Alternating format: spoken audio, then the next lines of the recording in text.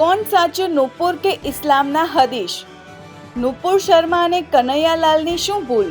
कुरान शरीफ के बाद इस्लाम में जो ग्रंथ सबसे प्रामाणिक माना जाता है उसको हदीस कहते हैं। और हदीस 6 खंडों में बटा है। 6 खंडों में जो सबसे प्रामाणिक खंड है उसको अल बुखारी सही या बुखारी शरीफ कहते हैं। उस बुखारी शरीफ की 5134 नंबर की जो हदीस है वो वही बात कहती है जो नुपुर शर्मा ने कही थी। लेकिन इस्लामिक जगत के लोगों ने एक उस बात के कारण इसी राजस्थान के उदयपुर के रहने वाले टेलर कन्हैया लाल का गला रेत दिया। क्यों रेता?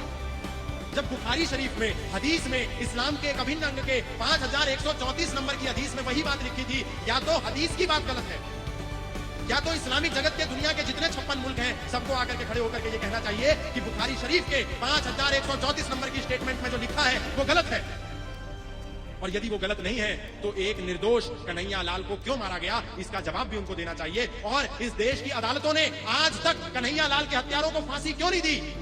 उन जजों को भी आकर के ये जवाब देना चाहिए कि जिस कन्हैया लाल को मारने वाले लोग खुद वीडियो बना करके ये स्वीकृति दे रहे हैं कि हमने कन्हैया को मारा है, जब मारने वाला खुद कह रहा है कि मैंने कन्हैया को मारा है, तो इस देश की अदालतों को क्यों लकवा मार गया है कि वो उसको आज तक फांसी नहीं दे पाए? ये सवाल उनसे कौन पूछेगा? कौन सा सबूत चाहिए, कौन सा गवाह चाहिए, कौन सा प्रमाण चाहिए? अगर न्याय देने के लिए जज बनाया है तो सारे सबूत हैं, सारे गवाह हैं, सारे प्रमाण हैं, उसके बाद भी मारने वाले आज भी सरेआम जिंदा घूम रहे हैं। उनको क्यों नहीं फांसी पर लटकाया? ये भी हमारे लोकतंत्र पर, हमारे देश के संविधान पर एक बहुत बड़ा धब्बा है। આનો જવાબ કોણ આપશે? મુસ્લિમ જનતા કે એમના મુલ્લાઓ? કોણ સાચું નુપુર કે ઇસ્લામના હદીશ? નુપુર શર્મા અને કનૈયાલાલની શું ભૂલ? कुरान शरीफ के बाद इस्लाम में जो ग्रंथ सबसे प्रामाणिक माना जाता है उसको हदीस कहते हैं। और हदीस 6 खंडों में बटा है।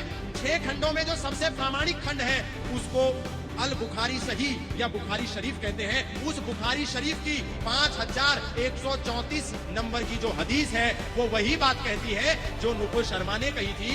लेकिन इस्लामिक जगत के लोगों ने एक उस बात के कारण इसी राजस्थान के उदयपुर के रहने वाले टेलर कन्हैया लाल का गला रेत दिया। क्यों रेता? जब बुखारी शरीफ में हदीस में इस्लाम के एक अभिन्न अंग के 5134 नंबर की हदीस में वही बात लिखी थी।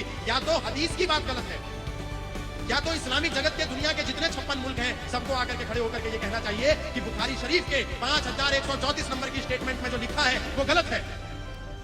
और यदि वो गलत नहीं है तो एक निर्दोष कन्हैया लाल को क्यों मारा गया इसका जवाब भी उनको देना चाहिए। और इस देश की अदालतों ने आज तक कन्हैया लाल के हत्यारों को फांसी क्यों नहीं दी?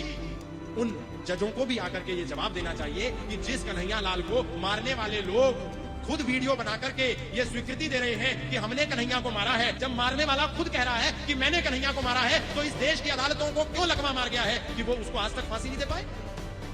ये सवाल उनसे कौन पूछेगा? कौन सा सबूत चाहिए, कौन सा गवाह चाहिए, कौन सा प्रमाण चाहिए? अगर न्याय देने के लिए जज बनाया है तो सारे सबूत हैं, सारे गवाह हैं, सारे प्रमाण हैं, उसके बाद भी मारने वाले आज भी सरेआम जिंदा घूम रहे हैं। उनको क्यों नहीं फांसी पर लटकाया?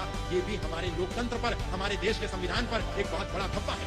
આનો જવાબ કોણ આપશે? મુસ્લિમ જનતા કે એમના મુલ્લાઓ?